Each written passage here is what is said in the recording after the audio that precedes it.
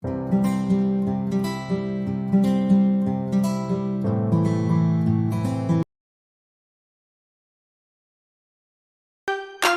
charms, welcome to my YouTube channel.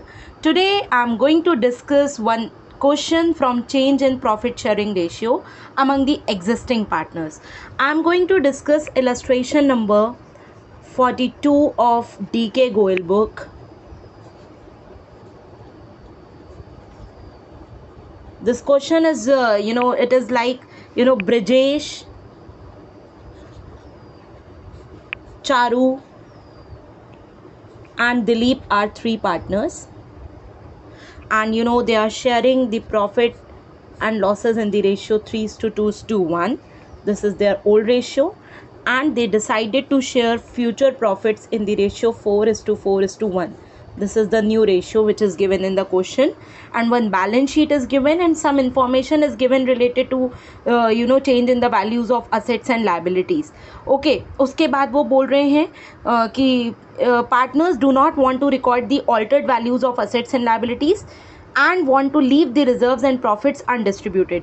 तो इस question में वो ना ही रिजर्व बांटना चाहते हैं, ना ही एक्यूमुलेटेड प्रॉफिट बांटना चाहते हैं, और ना ही वो क्या कहते हैं रीवैल्यूड फिगर्स जो है असेट्स एंड लाइबिलिटीज़ को उनको भी नहीं शो करना चाहते हैं. तो इस तरह के क्वेश्चन में आप क्या करेंगे? सबसे पहला काम तो आपको ओल्ड और न्यू रेशियो दिख रहा है. आप सबसे पहले तो सेक्रीफाइसिंग रेशियो कैलकुलेट कर लेंगे चाम्स. आपको फॉर्मूला पता है, old ratio minus new ratio. मैं सबसे पहले बी का सेक्रीफाइसिंग शेयर निकालूंगी. बी का अगर सेक्रीफाइसिंग शेयर की बात करें तो ओल्ड रेशियो कितना है बी का? 3/6. ठीक है, और न्यू कितना है? 4/9. कितना है?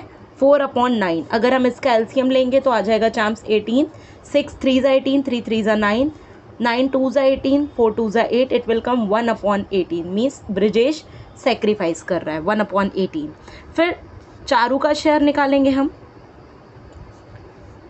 चारू के शेयर की अगर हम बात करें, ओल्ड है उसका 2/6 और न्यू है उसका 4/9. तो इसको अगर हम चेक करें कितना आएगा? 18 होगा. 6 3 18, 3 2 6, 9 2 18, 4 2 8. मीन्स -2/18. सेक्रीफाइसिंग निकाल रहे हैं और माइनस में आपका आंसर आ रहा है, तो इसका मतलब चारू क्या कर रही है? गेन कर रही है. और अगर हम दिलीप की बात करें तो दिलीप का क्या सीन चल रहा है? दिलीप का ओल्ड रेशियो है 1/6 और न्यू है उसका 1/9. इसका भी एलसीएम 18 होगा. 6 3 18 एंड 9 2 18, तो ये हो जाएगा 1/18. ये भी सेक्रीफाइस कर रहे हैं. ठीक, ब्रिजेश और दिलीप क्या कर रहे हैं? सेक्रीफाइस कर रहे हैं, और चारू क्या कर रहे हैं? वो गेन कर रही है.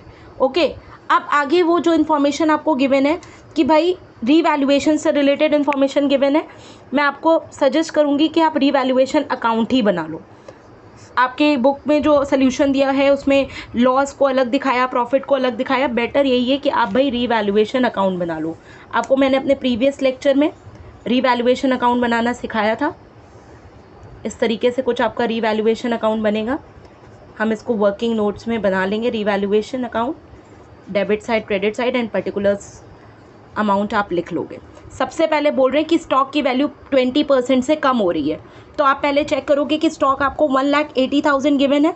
ठीक, और वो 20% से कम हो रहा है, वैल्यू कम हो रही है असेट की, नुकसान हो रहा है. डेबिट साइड दिखाओगे टू स्टॉक 1,80,000 का 20% निकालोगे 36,000 आ जाएगा चांस. ओके, नेक्स्ट पॉइंट में कह रहा है कि जो प्रोविजन फॉर डाउटफुल डेट्स हैं to be increase by ₹1,500. Provision for doubtful debts liability होती है और लाइबिलिटी की वैल्यू बढ़ रही है, नुकसान हो रहा है. कितने से बढ़ रही है? 1,500 उन्होंने डायरेक्ट अमाउंट दे दिया है, तो again it is a kind of loss. तो इसको आप किधर दिखाओगे? डेबिट साइड, डायरेक्ट अमाउंट 1,500 ले लेंगे. चांस याद रखिएगा, अगर ₹2 लिखा होता है तो आप एज इट इज़ वैल्यू ले लेते हैं, और ₹2 लिखा होता है TO2 तो आप क्या करते हो? डिफरेंस निकाल लेते हो बुक वैल्यू से और करेंट वैल्यू से. ओके, फिर बोल रहे हैं फर्नीचर की वैल्यू और प्लांट की वैल्यू डेप्रीशिएट हो रही है, तो ऑब्वियसली कम हो रही है. तो 2 फर्नीचर हम देखें भाई कितने से कम हो रही है फर्नीचर की वैल्यू? 20% से. आपको बुक वैल्यू, आपको बैलेंस शीट में गिवन है 30,000, उसका आप 20% निकालोगे तो आ जाएगा 6,000 चांस. और प्लांट की वैल्यू 15% से कम हो रही है. हम चेक कर लें भाई, प्लांट आपको गिवन कितना है क्वेश्चन में? प्लांट गिवन है 2 लाख. 2 लाख का 15% देखें तो 30,000 से वैल्यू कम हो रही है. नेक्स्ट पॉइंट आपका जो दिया है चांस, वो बोल रहे हैं कि ₹3500 आर फॉर आउटस्टैंडिंग सैलरीज। हमारी आउटस्टैंडिंग सैलरी थी जिनको मैंने रिकॉर्ड नहीं किया, एक तरह की अनरिकॉर्डेड लाइबिलिटी है, ठीक। तो आउटस्टैंडिंग सैलरीज के लिए पैसा है आपका कितना, 3500। तो लाइबिलिटी की वैल्यू बढ़ गई, अगेन नुकसान। आप दिखाओगे यहाँ 2 अनरिकॉर्डेड लाइबिलिटी कितना 3500, वो आप शो कर दोगे।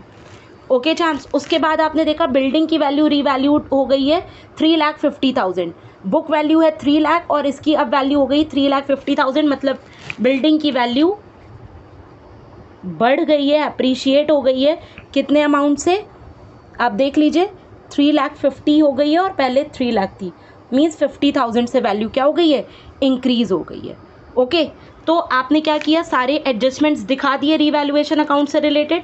अब आप क्या करोगे चांस, आप डेबिट और क्रेडिट का टोटल कर लोगे, डेबिट साइड और क्रेडिट का टोटल करके कंपेयर करके प्रॉफिट या लॉस निकाल लोगे, ठीक। तो अब आप चेक करोगे आपका डेबिट साइड का टोटल कितना आ रहा है और क्रेडिट का टोटल कितना आ रहा है। तो अगर हम डेबिट साइड की बात करें तो 36 + 30 66, 66 + 6 कितना हो जाएगा आपका 72, 72 73 74 77, कितना हो गया 77,000 हो गया चांस। और जो हाई अमाउंट होता है उसको हम दोनों साइड लिख देते हैं, और क्रेडिट साइड केवल 50 है, कितने का डिफरेंस है 27,000 का। ये 27,000 आपका आ गया बाई लॉस ऑन रीवैल्यूएशन। इसको पार्टनर्स डिस्ट्रीब्यूट ही नहीं करना चाहते, क्योंकि शो ही नहीं करना चाहते, तो हम इसको डिस्ट्रीब्यूट ही नहीं करेंगे, ठीक है। बाई लॉस ऑन रीवैल्यूएशन आ गया आपका कितना 27,000 आ गया चांस। ओके, अब इसका एडजस्टमेंट हम कैसे करेंगे, हम इसके लिए एडजस्टमेंट एंट्री कैसे पास करेंगे, क्योंकि आपको एक सिंगल जर्नल एंट्री पास करनी है। किस किस के लिए, ये जो रीवैल्यूड फिगर्स ना दिखाने के लिए, प्लस जनरल रिजर्व भी वो नहीं दिखाना चाहते, ठीक है, और अक्यूमुलेटेड प्रॉफिट्स भी नहीं दिखाना चाहते इस क्वेश्चन में। तो अब आप क्या करोगे चांस, आप करोगे क्या, ध्यान से समझना। सबसे पहले तो आप यहाँ लिखोगे लॉस ऑन रीवैल्यूएशन। आपने कैलकुलेट कर लिया, कितना आ गया 27,000 आ गया। इसको मैं ब्रैकेट में लिख रही हूँ क्योंकि ये लॉस है, ठीक। उसके बाद आप देखोगे कि भाई रिजर्व्स कितने गिवन है, रिजर्व्स हैं आपके 42,000, रिजर्व्स पॉजिटिव वैल्यू है 42,000, ब्रैकेट में नहीं लिखा मैंने। फिर प्रॉफिट एंड लॉस का क्रेडिट बैलेंस दिया हुआ है, प्रॉफिट एंड लॉस का जो क्रेडिट बैलेंस गिवन है कितना गिवन है आपका 21,000, वो भी एक पॉजिटिव वैल्यू आपकी गिवन है, ठीक है। और एक इन्फॉर्मेशन और दी हुई है चांस कि भाई जो गुडविल दी हुई है वो दी हुई है 45,000। तो आपको गुडविल का भी एडजस्टमेंट मैं प्रीवियस लेक्चर में बता चुकी हूँ कि change in profit sharing case में क्या होता है, आप gaining partner to sacrificing partner में एंट्री पास करते हो। तो इसी तरह आप इन सारे आइटम्स की भी एंट्री पास करते हो, तो गुडविल को भी इसी में इंक्लूड कर लोगे। गुडविल आपकी कितनी गिवन है 45,000 गिवन है, ठीक है। इसको आप जब कैलकुलेशन कर लोगे, इन तीनों को ऐड करके इसको माइनस करोगे, आपको मिल जाएगा 81,000। ये नेट अमाउंट है जिसकी आपको एडजस्टमेंट एंट्री पास करनी है। आपने रीवैल्यूएशन का भी एडजस्टमेंट कर लिया, रिजर्व्स का भी कर लिया, अक्यूमुलेटेड प्रॉफिट का भी कर लिया और गुडविल का भी कर लिया। अब आप जर्नल एंट्री कैसे पास करोगे, जैसा कि चांस हम जानते हैं कि गेन कौन कर रहा है, चारू गेन कर रही है और दो बेचारे सेक्रीफाइस कर रहे हैं। तो एंट्री तो हमें बहुत अच्छे से पता है कि भाई गेनिंग वाले को डेबिट करो और उन दोनों को क्रेडिट कर देंगे, इतना तो हमें अच्छे से पता है। तो कैसे करेंगे कि भाई जो गेन कर रहा है, गेन कौन कर रही है, चारू, तो Charu's capital account debit to Brajesh account and to Dilip's account. ये हमारी जर्नल एंट्री हो गई। अमाउंट कैसे निकालोगे, नेट अमाउंट है 81,000। हमें पता है चारू कितना गेन कर रही थी, चारू ने कितना गेन किया 2/18, तो 81,000 का 2/18 कर दोगे, आ जाएगा 9,000, ठीक। ब्रजेश कितना सेक्रीफाइस कर रहा था 81,000 का 1/18, यह आ जाएगा 4,500, ठीक है। ये चारू का आया, ये ब्रजेश का आया, और दिलीप का भी 81,000 का 1/18 बेचारा सेक्रीफाइस कर रहा था, इसका भी 4,500 आ जाएगा, ठीक। तो आप यहाँ पे अमाउंट अब लिख दोगे 9,000, 4,500, 4,500।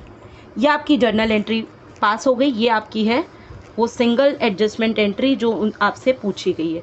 क्या क्या बातें आपको ध्यान में रखनी है चाम्स कि भाई रीवैल्यूएशन के लिए आप सीधे क्या करोगे, अकाउंट बना दोगे रीवैल्यूएशन का, उससे आप प्रॉफिट या लॉस निकाल लोगे। लॉस आया इसलिए इसको मैंने ब्रैकेट में दिखाया। फिर रिजर्व्स भी नहीं बांटने वाले थे, वो भी मैंने दिखा दिया। अक्यूमुलेटेड प्रॉफिट नहीं बांटने वाले थे, वो भी दिखा दिया। और गुडविल का ट्रीटमेंट आपको पता है वो भी इसी तरह से होता है, इसलिए मैंने इसको भी यहीं ऐड करके नेट वैल्यू 81,000 का हमें एडजस्टमेंट करना है। और entry gaining to sacrificing ratio में हो गई। गेन जो कर रहा है उसको डेबिट किया, सेक्रीफाइसिंग पार्टनर्स को क्रेडिट किया, और अमाउंट हमने इस तरीके से कैलकुलेट कर लिया। सो आई होप आपको चाम्स ये क्वेश्चन अच्छे से क्लियर हो गया होगा। इस तरह का क्वेश्चन एग्जाम में आपसे 4 मार्क्स में या 6 मार्क्स में आ सकता है, तो आपको इसका कैलकुलेशन वर्किंग कैसे शो करेंगे आपको पता होना चाहिए। So thank you charms and wait for my next lecture. Stay tuned, stay happy.